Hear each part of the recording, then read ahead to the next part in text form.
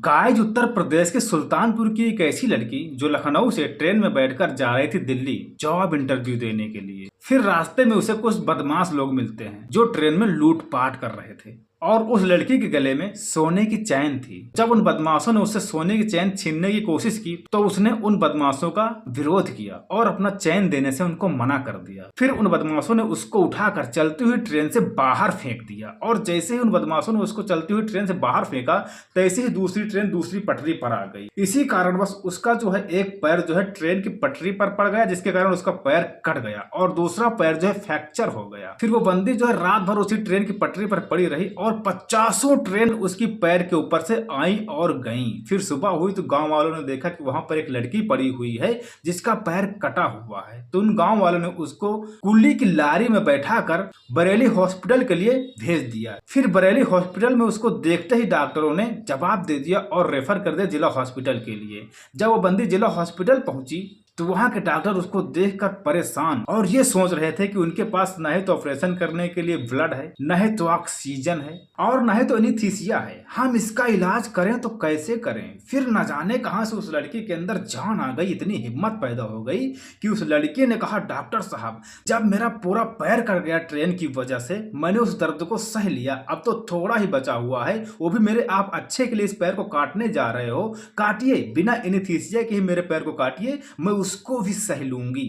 जब ऐसी बात डॉक्टरों ने सुनी तो उनके अंदर का जज्बा और बुलंद हो गया। उन्होंने कहा, ऐसी लड़की मैंने पहली बार देखी है कि जिसका पैर कटा हुआ है, वो जिंदगी और मौत से लड़ रही है, लेकिन ऐसी बातें कर रही है कि आप करिए, मैं उसको सह लूंगी। तब वहां के एक डॉक्टर ने अपना खुद ब्लड दिया और उसका इलाज शुरू कर दिया। अब यहाँ पर इलाज ये हुआ कि एक पैर को काट दिया गया और दूसरे पैर में सरिया डालकर उसे सही कर दिया गया। फिर कुछ दिनों बाद सुनाई पड़ता है कि कुछ लोग कह रहे थे कि उस लड़की के पास टिकट नहीं था, उसने टीटी से बचने के लिए ट्रेन से छलांग लगा दी, तब जाके उसका यह हादसा हुआ। इन बातों को वो इग्नोर करती है और आपने सुना कि एक पैर कटा हुआ है, दूसरे में सरिया पड़ी हुई है, लेकिन फिर भी वो बंदी माउंट एवरेस्ट पर चढ़ने के लिए प्राण ले रही है। फिर उसे कुछ लोगों ने कहा कि तुम पागल तो नहीं हो गई हो, तुम्हारा एक पैर कटा हुआ, दूसरे में सरिया पड़ी हुई है, तो माउंट एवरेस्ट पर चढ़ोगी। लेकिन उसने कहा, नहीं, मैं माउंट एवरेस्ट पर चढ़ूंगी तो चढ़ूंगी। कोई उसकी बातों पर विश्वास नहीं कर रहा था और न ही तो कोई उसका सपोर्ट कर रहा था सिवाय उसके बड़े भाई के। उसके भाई ने कहा कि अगर तुम माउंटेनिंग करना चाहती हो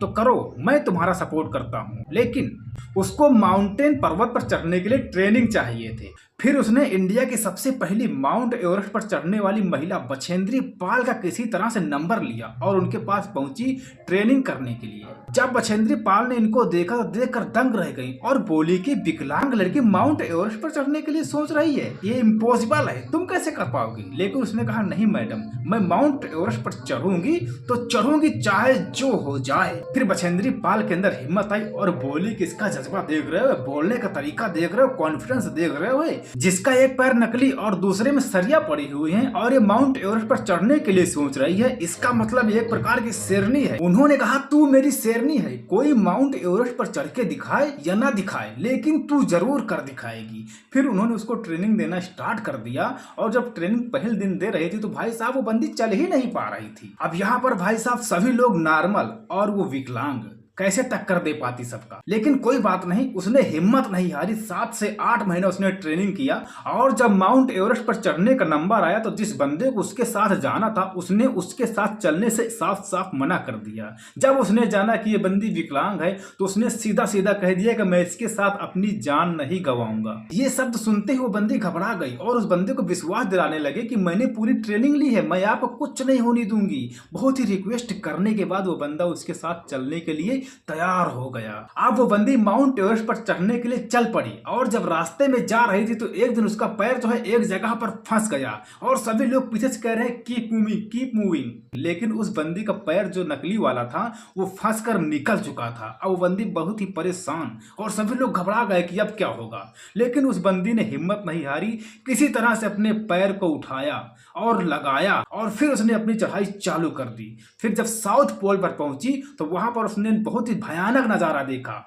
वहां पर देखा कि बहुत से लोग मर रहे हैं, बिना ऑक्सीजन के तड़प तड़प के मर रहे हैं। एक लड़की वहां पर साउथ कोरियन थी जो वहां पर ऑक्सीजन के बिना नाक रगड़ रगड़ के मर रही थी। कई सारी लाशें वहां पर पड़ी हुई थी। यह सब देखकर वो बंदी घबरा गई और बोली कि मैं आगे जाऊं या वापस चली जाऊं, यही सब सोच रही थी। लेकिन फिर उसने सोचा कि मैं यहाँ तक आई हूँ तो सबमिट करके जाऊंगी, ऐसा तो हो ही नहीं सकता कि मैं वापस चली जाऊं। फिर उन्हीं लाशों के बीच से वो बंदी आगे बढ़ती हुई गई और उसके ग्रुप के सारे बंदे जो है आगे पहुंच गए और वापस भी आ रहे थे, लेकिन वो बंदी बहुत ही पीछे थी।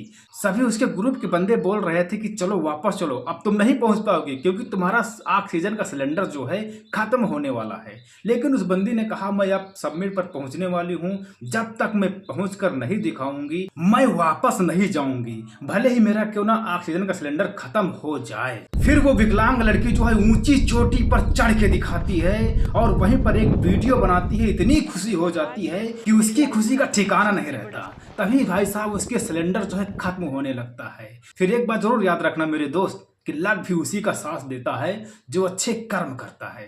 तभी वहां पर एक ब्रिटिश आता है, साउथ पोल से देखता है कि अभी जो है सबमिट बहुत दूर है, तो वहीं पर उसके पास 2 सिलेंडर थे। उसने एक सिलेंडर को फेंक दिया और दूसरे को लेकर वो नीचे वापस चला गया। तभी उस लड़के का जो साथी होता है वहां पर जाता है, वो सिलेंडर को लेकर आता है और उस लड़की को लगा देता है। लड़की को नया जीवन दान मिल जाता है और फिर धीरे धीरे नीचे उतरने लगती है। उतरते वक्त उसके पैरों में से खून निकलने लगता है, हवाएं बहुत तेज चलने लगती हैं। ऐसी हवाएं चलती हैं कि ऐसा लगे कि किसी भी इंसान को उड़ाकर फेंक दे। लेकिन वो बंदी हार नहीं मानती, बड़े ही आसानी से नीचे उतरती है। उसके हाथ जो है बहुत ही कांप रहे थे, -60 डिग्री टेम्परेचर हो चुका था, उसके हाथों से ब्लड निकल रहा था, उसका शरीर काम नहीं कर रहा था, उसका हाथ भी नहीं काम कर रहा था और उसका पैर जो है नीचे से खुल गया था। अब यहाँ पर उसकी जिंदगी का आखिरी समय चल रहा था, लेकिन उस बंदी ने हार नहीं मानी, पैर को हाथ से पकड़ा और पैर को रगड़ते हुए, एक हाथ से रस्सी पकड़ते हुए आराम से उतरी और अपना मिशन कंप्लीट किया, जिसका नाम है अरुणिमा सिन्हा। जी हाँ फ्रेंड्स, हम लोग बात कर रहे हैं यूपी के अरुणिमा सिन्हा के बारे में, जिसका पैर कटने के बाद और दूसरे पैर में सरिया पड़ने के बाद भी इतना कठिन लक्ष्य को कंप्लीट किया। इसीलिए कहना है कि अपनी जिंदगी से प्यार करो, माना अंधेरा है लेकिन सुबह का इंतजार करो, खुशी का भी समय आएगा एक दिन, बस तुम अपने कर्म पर एतबार करो मेरे दोस्त, बस तुम अपने कर्म पर एतबार करो।